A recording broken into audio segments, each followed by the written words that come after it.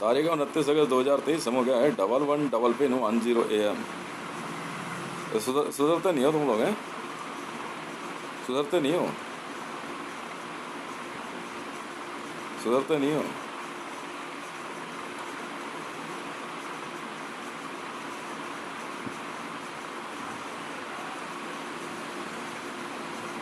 अच्छा, मामला ये है, मैं जो बात कहना चाह रहा था कि 2020 के लगभग या 19 के लगभग जो है, मैंने इमरान खान के लिए 2 वीडियोस बनाई यहाँ से। उसमें पाकिस्तान को लेकर के जो है कुछ बातें मैंने समझाई थी। तो उसके बाद से जो है, मतलब वो वीडियो जो है ना, क्या कहते हैं, बहुत मतलब रातों रात बहुत वायरल हो गई, पॉपुलर हो गई। तो जो लोग अल सलीम और हक्कानी नेटवर्क से पैसा लेके वीडियोस वगैरह रोकते हैं, लाइक्स रोकते हैं, उन लोगों ने कहा कि भाई कुछ हैकर्स इसके पीछे लगा दो। मतलब आप सोच सकते हो कि यूट्यूब के ऊपर किसी की एक ऐसी वीडियो जिसमें 1 लाइक भी ना हो, या ट्विटर पे एक ऐसा ट्विटर हैंडल हो जिसपे 1 लाइक और रिट्वीट भी ना हो। ऐसा हो सकता है कभी पिछले 4 सालों में? पिछले 4 सालों में क्या ऐसा हो सकता है? भाई 10 डिपार्टमेंट को टैग करने के बाद 1 लाइक और 1 रिट्वीट ना हो, ऐसा पॉसिबल है? ऐसा पॉसिबल है? नहीं है ना, क्योंकि इसके पीछे कंट्रोवर्सी है। कंट्रोवर्सी इतनी सी थी कि भारत के अंदर जो है पॉलिटिकल लॉबी को बुरा लग गया। इमरान खान की क्लास ले दी मैंने ढंग से, बड़े प्यार से, कि जनाब आपकी तो अपनी परेशानी नहीं सुधरती, आपको पाकिस्तान में तो 4 पावर सेंटर बने हैं। उसके बाद से भारत के अंदर मेरे खिलाफ national security guard, Indian army, IB और रॉ, दिल्ली पुलिस तक की असेट एक्टिवेट कर दी गई। खुद पाकिस्तान से मरियम नवाज ने जब फोन करके बात करी तो सबकी लारी गिर गई। भाई साहब, रोज फोन पे मेरी खुद बात हो रही है, एक एक गाना और एक एक 2-2, 2.5 करोड़ रुपए का। खुद मरियम नवाज ने मुझे कांटेक्ट किया कि इमरान खान के खिलाफ अगर कोई सबूत हो ना तो मुझे देना। मैंने दिए थे सबूत और कहा था आपका पैसा आपके पास पहुंच जाएगा, आपका पैसा खत्म नहीं होगा। वो पैसा आज तक नहीं आया। इनकम टैक्स डिपार्टमेंट वाले ये कहते हैं पाकिस्तानी है, पाकिस्तान से पैसा क्यों लेगा, ये इनका कहना है। अबे पाकिस्तानियों से नहीं कमाया तो फिर क्या कमाया जिंदगी में? पाकिस्तानियों से पैसा नहीं कमाया तो क्या कमाया जिंदगी में?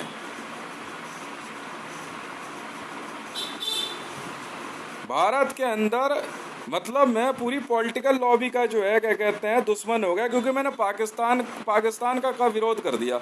और ऐसा विरोध किया मैंने पाकिस्तान का सोशल मीडिया पे, वीडियोस में मैंने सरेआम गाली तक दे दी। वरना भारत में तो कमलेश तिवारी वाला हाल कर देता है मोहम्मद को गाली देने पे, पर वो क्योंकि वो खुद मुसलमान था, इंटरनल था मामला, वो तो पिप्पे में गायब कर दिया। मैंने बताया कमलेश तिवारी आज भी जिंदा है, किसने कह दिया मर गया? और दिखा दिया कमलेश तिवारी तो, क्योंकि कमलेश तिवारी की हत्या पे उसके सर पे करोड़ों रुपए का इनाम था। उसकी न्यूज चलवा के अमित शाह जी और नरेंद्र मोदी ने जो है पैसा कमाना था, पैसा कमा नहीं पाया, हमने मुंह खोल दिया, हमने बता दिया जी ये है किस्सा। भारत के अंदर मैं दिल्ली पुलिस, इंडियन आर्मी का जानी दुश्मन हो गया क्योंकि मैंने पाकिस्तान का विरोध कर दिया। खुद भारत के अंदर मरियम नवाज शरीफ की संपत्ति पे ताबड़तोड़ छापेमारी हुई। मैंने बताया कि मरियम नवाज शरीफ जो सीधे पाकिस्तान से बैठ के भारत में कश्मीर को लेके इंडियन आर्मी के लिए क्या नहीं आग उगलती, वो खुद उसका साउथ एक्सटेंशन के अंदर जो है 2 बड़े शोरूम है। आईआईटी गेट, एसएक्स फार्म पे रात को जुआ खेलने आती है। सुनने वाली बात है ये। आईआईटी गेट दिल्ली पे रात को एसेक्स फार्म में जुआ खेलने आने वाली मरियम नवाज शरीफ और दिल्ली में ग्रीन पार्क में अपनी कोठी लेकर के ऐशो आराम से रहने वाली मरियम नवाज शरीफ सरेआम विश्व में हर प्लेटफॉर्म पे जो है भारत से कश्मीर लेने के लिए हर तरह के हथकंडे अपनाती है। तो ऐसे में मैं जो है भारत का दुश्मन कहलाऊंगा, क्योंकि मैंने कश्मीर की बात करी है सर। तब से लेके अब तक जो है मैं इनके लिए दुश्मन हो गया। सोशल मीडिया पे न्यूज़ वालों के लिए तो ऐसा कि भाई साहब क्या कहते हैं, वो तो देखना पसंद नहीं करते। न्यूज़ एंकर्स और बाकी न्यूज़ चैनल्स दबी आवाज़ में बात करते हैं। फिर जब मेरे को आपने स्लिप लाइन पे दिल्ली पुलिस वालों ने पहली बार गाली दी, क्योंकि मैं का एजेंसी में मेरे को लेके आए, मैं कहा हाँ भाई का एजेंसी पाकिस्तान की तो है, सब जानते हैं का एजेंसी क्या है। कह रहे नेटवर्क बैठा रहे हैं, तो जानते भी है का एजेंसी क्या है, हैं?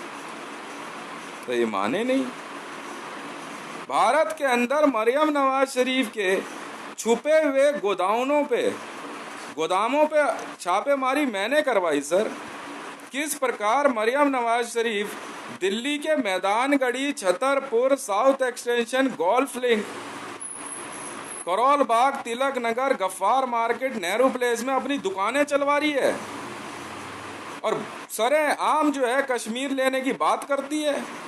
इंडियन आर्मी के जवानों के सर काटे जाने पे पाकिस्तान में वो पार्टी करती है सर। तो ऐसे में जो है क्या कहते हैं, नहीं बात किस बात पे याद आई, राजा भैया से मामला याद आया कि राजा भैया ने कुछ पूजा पाठ करवाई मेरे, तो 50 लाख रुपए देने थे उसने, वो आज तक नहीं दिए, वो आज तक नहीं आए हैं। पूरी लिस्ट बनी पड़ी है पैसे की। अल सलीम ने कल परसों बात करी, एक मैडम थी, वो पैसा लेके भाग गई है उसका। 26 करोड़ रुपए की बात हुई, मैंने पैसा इंस्टेंट चाहिए, आ जाना चाहिए, वो पैसा अब तक नहीं आया। मैंने भी कागज में लिख के रखा, मैंने फिर क्या कहता सरेआम बोल दिया, मैंने पैसा तू क्या तेरा बाप भी देगा भाई, मैं तेरी मीडिया लाइफ खराब कर दूंगा मरियम नवाज, तू देख ले मैं ही तेज हूं। कश्मीर के नाम पे इमरान खान रूस जाके बात करता है, तो उसमें रूस क्या कर लेगा। पीओके की हकीकत, जिस पीओके को लड़के लेने की बात कर रहा है, पाकिस्तान ने जो है अपनी रणनीति के तहत उस पीओके को जैसे सियाचिन दे दिया था चीन को, वैसे ही उन्होंने जो है क्या कहते हैं पीओके जो है सीपेक में बेच दिया।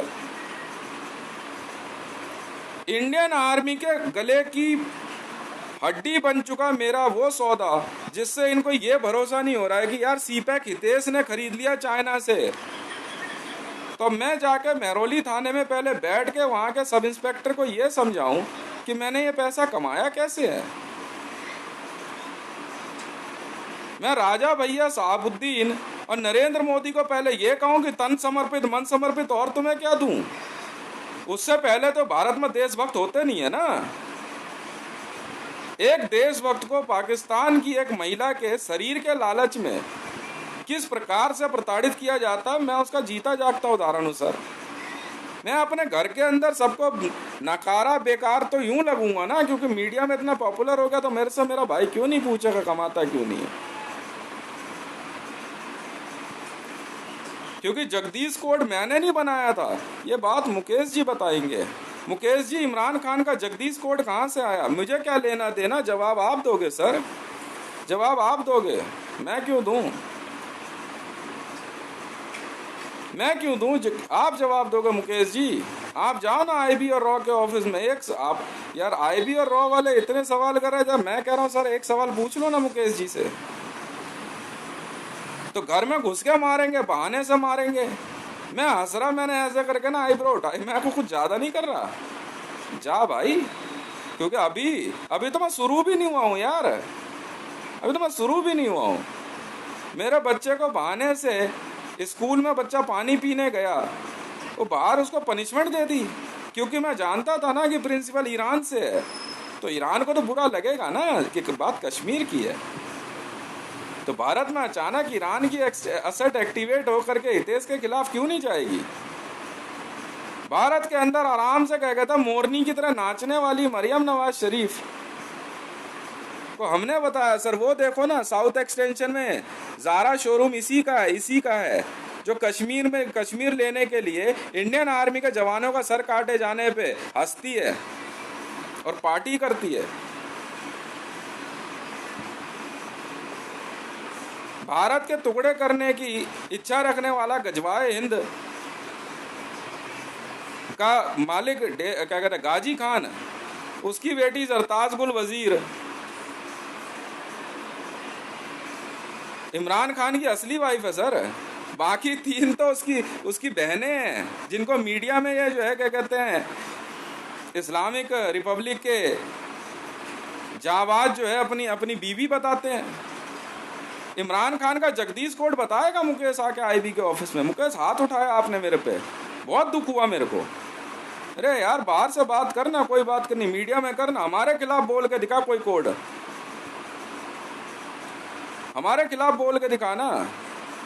तो भारत में यहाँ पे चारों तरफ आईबी वाले बैठे हैं। नहीं सर, सामने आईएस और ये लश्कर तैयबा हिजबुल मुजाहिदीन आराम से यहाँ पे पार्टियां कर रहे हैं सर, आराम से कर रहे हैं सर। चौड़े में महरौली थाने में ईरान का बीट अफसर मुझे आंख नहीं दिखाएगा तो किसे दिखाएगा बताऊं तुझे? अबे वर्दी दिल्ली पुलिस की है, अंदर ईरानी है, वर्दी से निकाल के मारूंगा तुझे। तू जानता नहीं है मेरा स्टाइल, वर्दी से निकाल के मारूंगा, वर्दी पे हाथ नहीं उठाऊंगा, कहूंगा बोले वर्दी उतार क्योंकि हम भारत में पहचानते हैं सर। तो ऐसे में इंडियन आर्मी में बैठा अशोक कुमार जो खुद ईरान से आया हुआ है अफगानिस्तान के रास्ते, उसके लिए मैं बुरा क्यों नहीं होऊंगा सर? पाकिस्तान बारादारी वाले ही तो पूछताछ करते हैं आई कार्ड कहाँ है तेरा, बाकी तो कोई नहीं पूछता ना। चारों तरफ से इंडियन आर्मी और दिल्ली पुलिस में काम कर रहे ईरान, पाकिस्तान, बांग्लादेश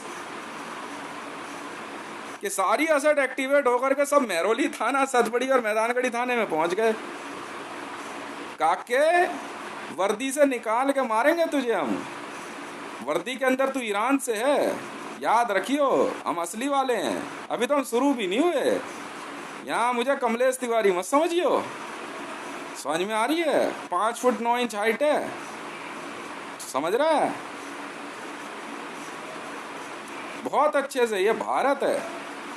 तो ऐसे में जब मैं सीधे तौर पे बात कर रहा हूँ और मैंने पाकिस्तान की असली क्या कहते हैं जो औकात है वो सबको बताई, तो भारत में प्रधानमंत्री कार्यालय में बैठा मोदी को क्यों नहीं बुरा लगेगा कि उसकी पॉपुलैरिटी कम हो गई ना? वरना तो भारत में हिंदुओं को प्यार करने वाला व्यक्ति, हिंदूवादी, गेरुआ पहन करके तरह तरह के गुरुओं की फोटो में आने वाला मोदी, सडनली एक बंदे ने उसकी पोल ऐसी खोली कि वह नरभक्षी है, कैनिबलिस्ट है, ये हालत खराब। मैंने बताया sir Interpol orange corner notice में चल रहा है ये, और नहीं तो लगाओ सर, तो हिंदुस्तान टाइम्स से पूछो, ऑरेंज कॉर्नर नोटिस में है ये, बाद में रेड कॉर्नर नोटिस में आया है। तो ये बताने में जो है प्रधानमंत्री कार्यालय की तो नाक नीची होती है ना सर, क्यों? उसके बाद दिन प्रतिदिन इतने इनके कारनामे खुलते गए कि बाद में ये पता लगा कि भारत में प्रधानमंत्री और राष्ट्रपति अमान कंपनी से लोन लेके बैठे हैं सर, हक्कानी से। जवाब आप दोगे ना डिवाइस में। अमान कंपनी का पिछला मालिक क्या कहते हैं अल सलीम बात कैसे कर रहा है, जवाब आप दोगे सर, मैं नहीं दूंगा। जवाब आप दोगे सर, मैं क्यों दूं? मेरी कंपनी अमान में कोई जरूरत है नहीं ऐसे लोगों की, मैंने खरीद ली, कैसे ही खरीदी? तो मैं इनकम टैक्स को पहले ये बताऊं आकर के पैसा कहाँ से आया? तुम्हें क्या मतलब है?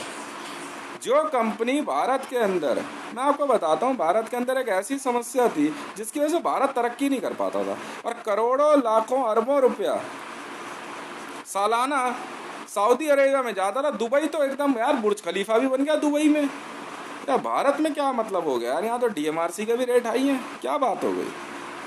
तो जब उस चीज़ को ढूंढने के लिए जब हमने काम शुरू किया कि ऐसी क्या समस्या है, हमने मतलब मैं अपने आप को इज्जत देता हूँ और हम का शब्द इस्तेमाल करता हूँ। तो क्या मामला है यार, भारत में जो है पैसा जा कहाँ रहा है।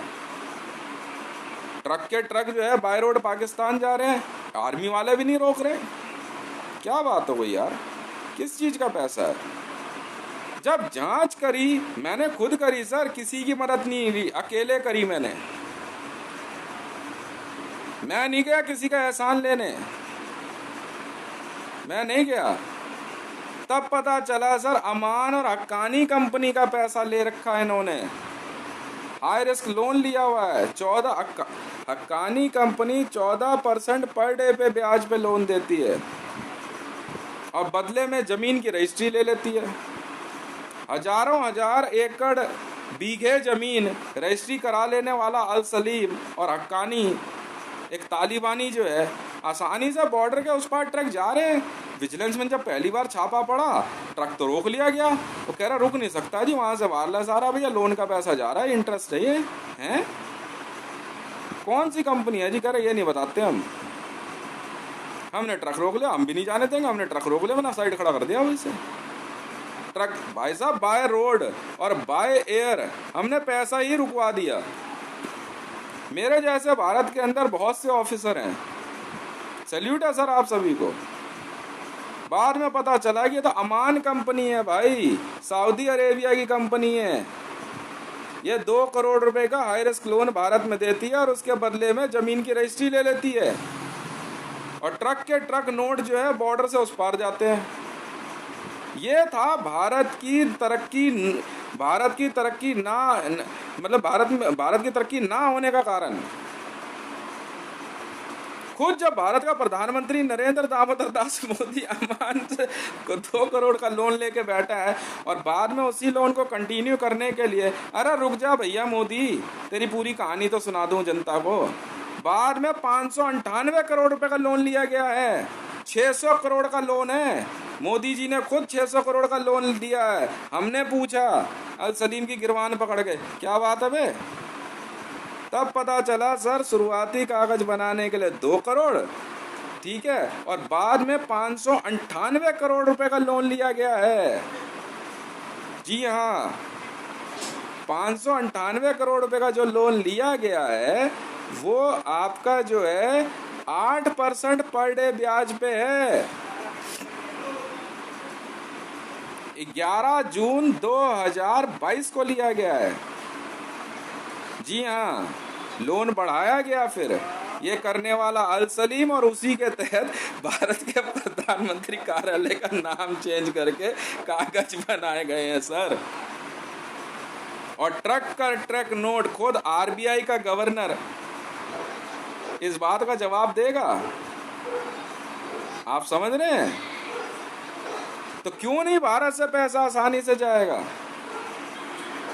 या हम भी सोचे यार क्या बात हो गई यार, आर्मी लगी हुई है, ठीक है, सब कुछ है, ट्रक के ट्रक नोट जाने को तैयार खड़े। मैं इधर खड़े, इधर चल, इधर हमें नहीं पता कौन है अल सलीम और क्या कहता है हक्कानी, इधर चल, इधर पहले तो उसकी गिरवान पकड़ेंगे। तू है कौन बे? लोन कैसे ले लिया तूने सरकारी पद पे रहते हुए?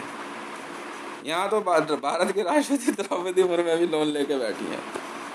ये था भारत के अंदर एक ऐसा तरीका जिससे आसानी से भारत की रजिस्ट्री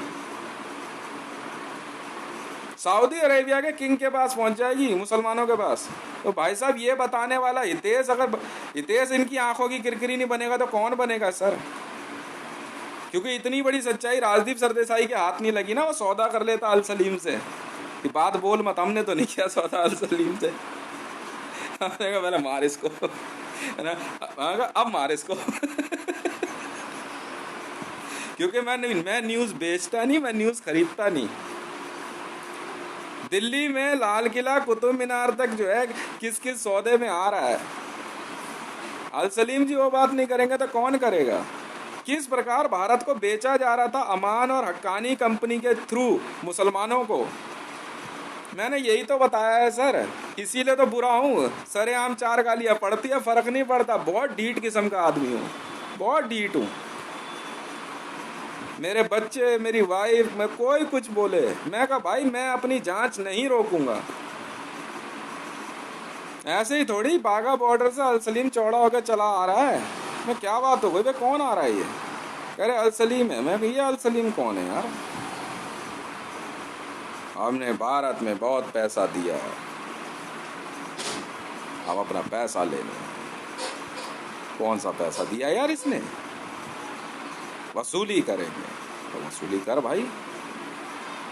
पर अब अल सलीम जी को दिक्कत ये हो रही है क्योंकि भाई साहब अमान और हक्कानी कंपनी मेरी, खरीदी मैंने। अब चुपचाप जो है भैया, जो रजिस्ट्री अब मुसलमानों के पास भी है वो भी दे दे, चाहे जामा मस्जिद की हो, खाली करा। अब मैं नहीं जानता, पाकिस्तान में भी है, खाली करा, जहां मर्जी जाके रहे। और ऐसे में इंडियन आर्मी में बैठे हुए कुछ JCOs, ठीक है, कुछ सेकंड लेफ्टिनेंट्स, नए नए आए एनडीए के ऑफिसरों को बुरा नहीं लगेगा? क्योंकि खुद अमान और हक्कानी कंपनी से लोन ले लेके तो ऑफिसर बन रहे हैं आर्मी के और दिल्ली पुलिस के, और IB और रॉ में आ रहे हैं। तो भाई वो लोग क्या न्याय करेंगे? तो खुद लोन ले रखा है ना आपने कंपनी से। मैंने साफ कह दिया, मैंने कोई लोन लिया ना कुछ लिया, मैंने बना दी एक कंपनी अरमान है। अरमान इतनी बड़ी कंपनी है कि भाई साहब 80,000 ट्रिलियन US$ तक का लोन दे सकती है। बिगाड़ ले, क्या बिगाड़ेगा? मैं भी बेटा उस्तादों का उस्ताद हूँ, क्या बात कर रहा है तू?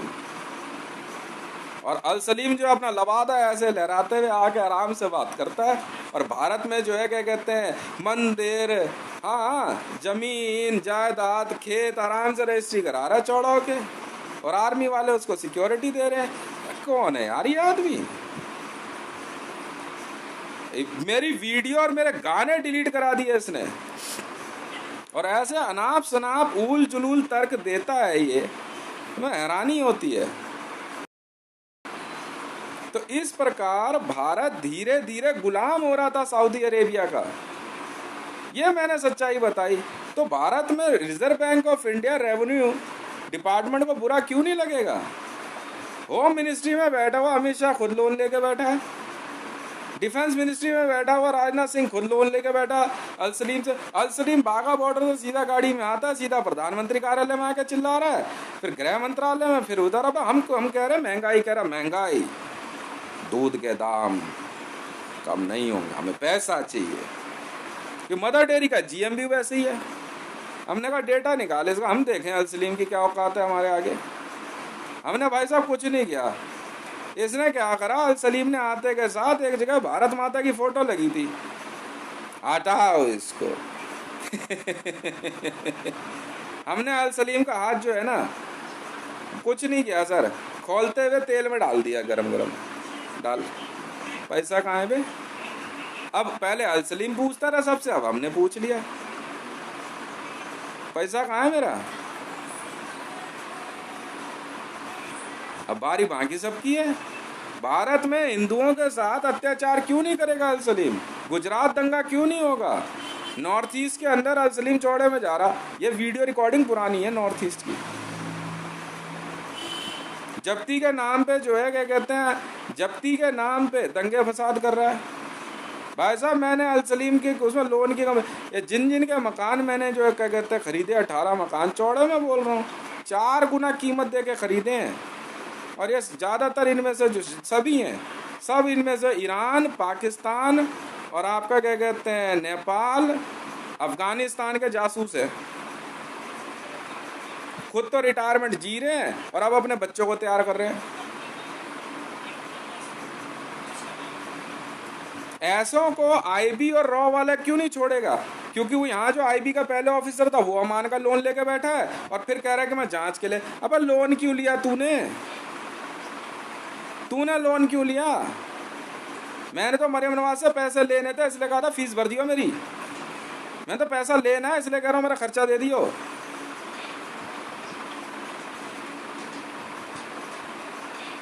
कश्मीर के अंदर याना मीर को उठाने पहुंच गया हक्कानी के बंदे।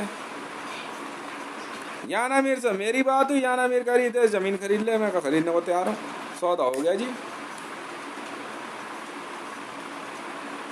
तीन करोड़ रुपये पर एकड़, 3 करोड़ रुपये पर एकड़ पे सौदा हुआ। मैं कहा ले, मैं कितनी ज़मीन है? कह रही है 4,800 एकड़ है। मैं कहा खरीदी।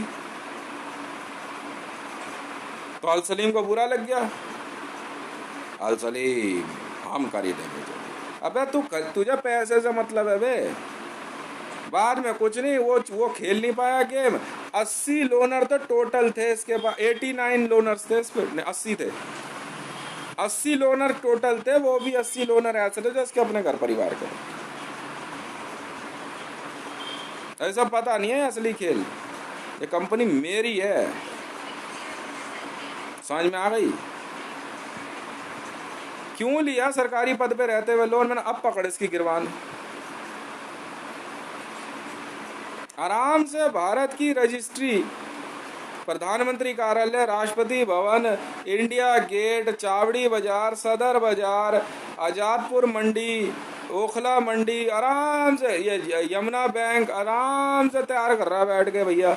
ये ऐसा तो प्रधानमंत्री यार। तो भाई मैं इनकी आँख की किरकिरी नहीं होगा तो कौन होगा? भारत से करोड़ों अरबों रुपया पानी के जहाज से, ट्रकों से। आप लगाओ ना हाई रिस्क लोन में कितना होता है। हाई रिस्क लोन में आप लगाओ तो सही कितना पैसा होता है। ये आपको अपने आप पता लग जाएगा। 8% पर डे पे 2 करोड़ रुपए का 16 लाख रुपए ब्याज होता है सर। आप जोड़ते जाओ इस, अगर कोई ब्याज ना दे तो 1 साल में देखना जरा कितना पैसा होता है। मैं भारत में हाँ जी ITI के स्टूडेंट्स को मैं स्वागत करता हूँ। आपका स्वागत है। एक बार जरा मैथमेटिक्स आती है ना, जरा कैलकुलेट करना। बहुत तेज मैथमेटिशियन हो, कैलकुलेट करना। तो अब पैसा देगा पाकिस्तान। अब मरियम नवाज भी पैसा देगी। अमान कंपनी मैंने खरीदी सर, हक्कानी मैंने खरीदी। मैंने अल सलीम को पहले ही कह दिया था, अगर गलती करी और भारत के अंदर कोई भी तूने गलत काम किया तो पछताएगा। भारत माता की फोटो को गलत नियत से हाथ लगाने के लिए तेरे साथ ये किया है मैंने, और हक्कानी तेरे साथ भी। सोच ले मैं कौन हूँ। मैंने दिए थे ऑर्डर उस दिन, समझ में आई? मैं कहा जो मर्जी करो, मेरा नाम लिख देना, हितेश ने करवाया। मुझे मेरा अपना अंजाम पता है क्या होगा, मुझे कोई परवाह नहीं है। और सारे सौदे जो है सुप्रीम कोर्ट में जो है सीक्रेट चैम्बर में है। बस भारत में इमरान खान की नहीं चलेगी किसी भी रीजन से, चाहे क्रिकेट के बहाने से हो, चाहे कबड्डी के बहाने से हो।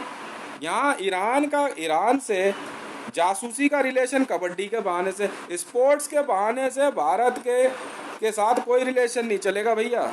मिनिस्ट्री ऑफ एक्सटर्नल अफेयर कान खोल कर सुन ले। भारत जो है भारत के नागरिकों का है, साफ सीधी बात है। ये नहीं पाकिस्तान से पाकिस्तान बारादारी से आया हुआ केजरीवाल भारत के अंदर खालिस्तान लिबरेशन फ्रंट और बब्बर खालसा से पैसे लेकर पंजाब में काम करेगा।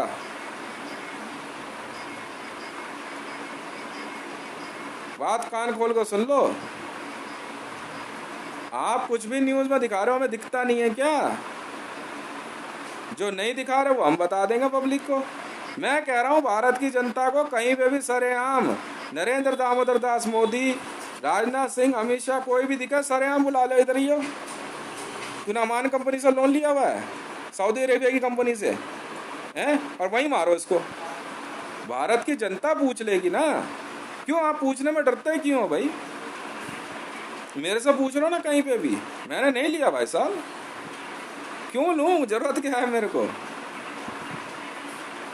और निकल के आएगा अरमान मेरी खुद की कंपनी है सर, मैंने बनाई है।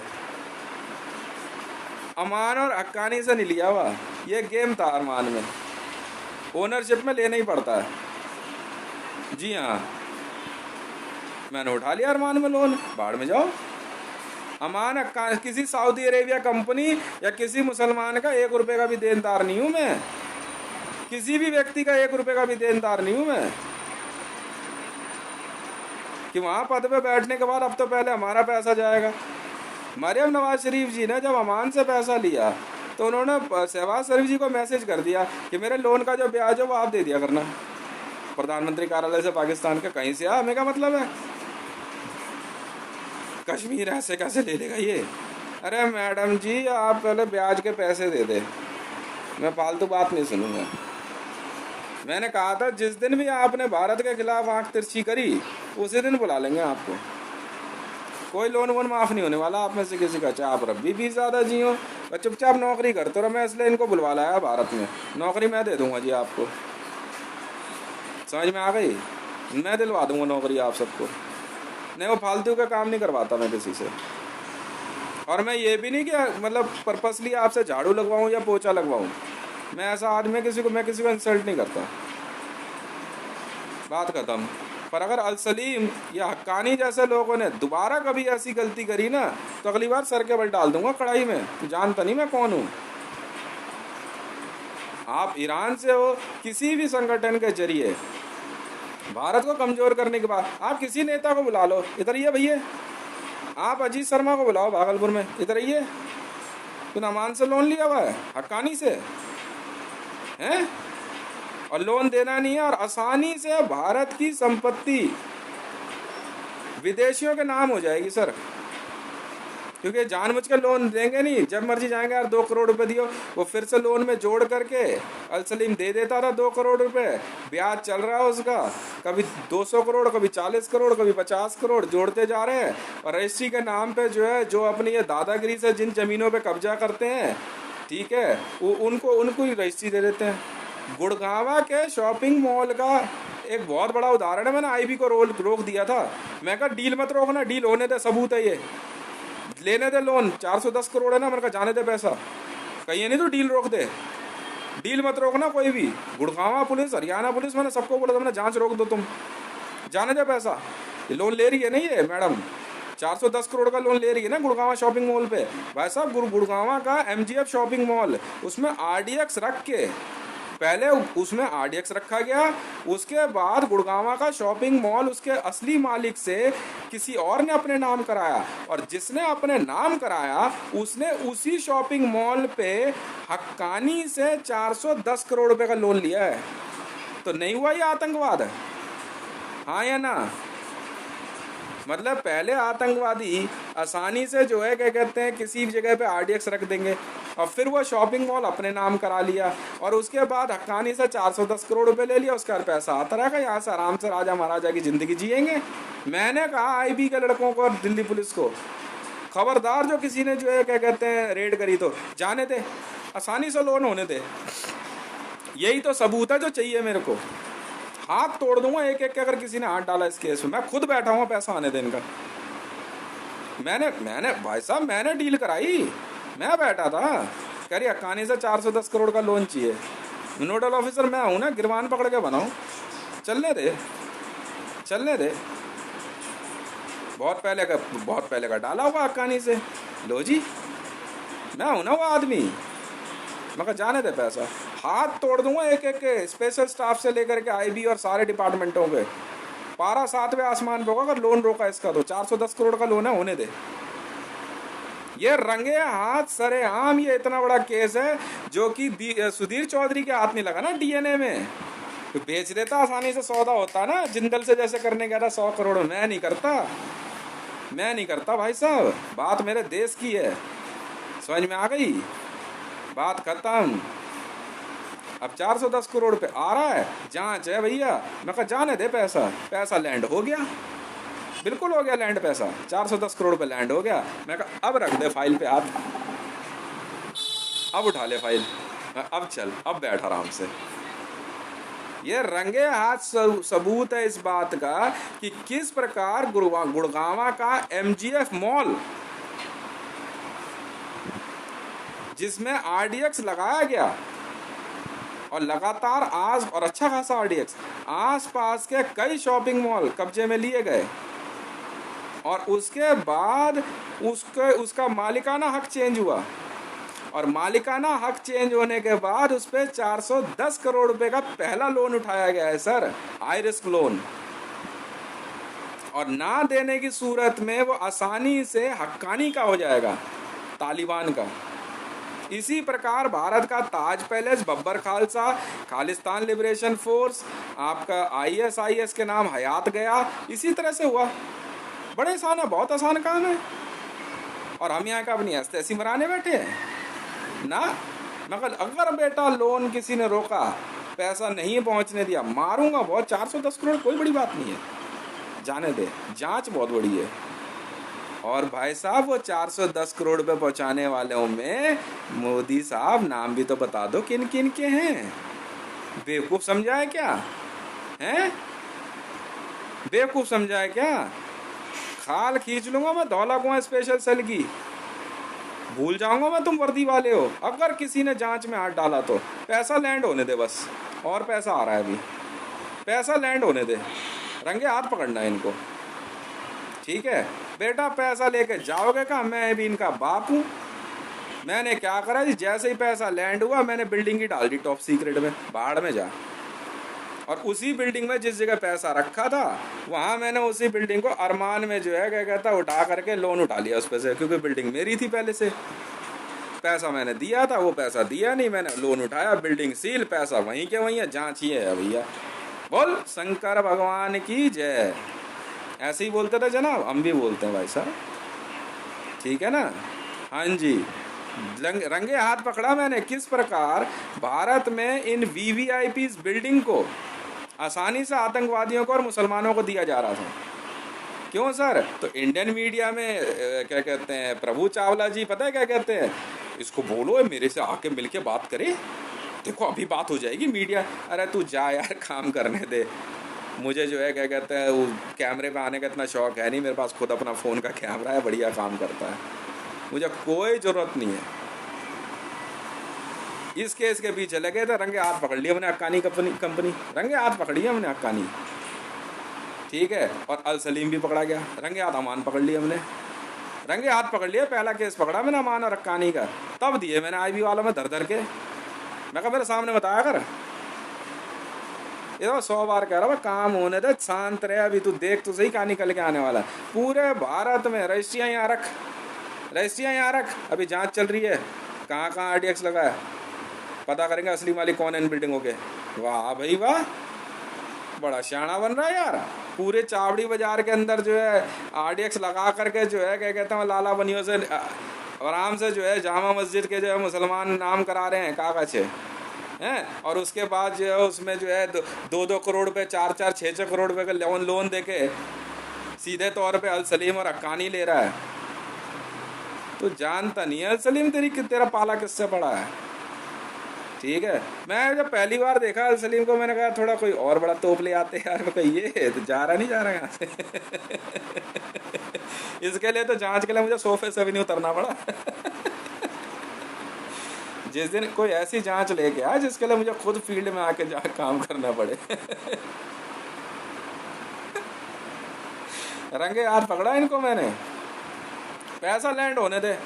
हाँ पैसा आ रहा भी थोड़ा सा है, स्टार्टिंग पैसा है 410 करोड़ रुपये आ रहा है इसका, आने दे ना। लोन कैंसिल होगा नहीं क्योंकि उसका कितना % इसे देना पड़ेगा। फाइल मैंने बनवा के दी, मैं बना दे, ले ले, मैं जानता हूँ ना भाई साहब। एक जांच ऐसी होती है जिसमें व्यक्ति की सोच को देखा जाता है, वो लिखा नहीं होता कहीं पे कि इस काम के पीछे इसकी साइकोलॉजी क्या थी, इसका मनोविज्ञान क्या था। दिखने में कुछ भी हो, अरे सर इसकी नीयत ऐसी थी। यहाँ केस होता है, इस पे फैसला देना जो है ना सुप्रीम कोर्ट का काम होता है। ये काम भारत के सुप्रीम कोर्ट का है कि हाँ सर इसकी नीयत ठीक नहीं थी, अब चल अंदर। कागज पे तो सब दिख रहा है, पर नीयत अगर खराब है, भारत के खिलाफ है, भारत के खिलाफ युद्ध छेड़ा गया है, ठीक है, तो इसका फैसला सुप्रीम कोर्ट करता है। हम सुप्रीम कोर्ट का दरवाजा खटखटाएंगे सर इस केस में। हरा के दिखाओ तुम मुझे केस, मैं भी तो जानूं तुम कौन हो। गुड़गावा MGF मॉल का और सहारा मॉल का केस हरा के दिखाओ तुम मेरे को सर। उसके कागज ऐसे ट्रांसफर हुए हैं और इस प्रकार से जो है हक्कानी और अल सलीम नेटवर्क को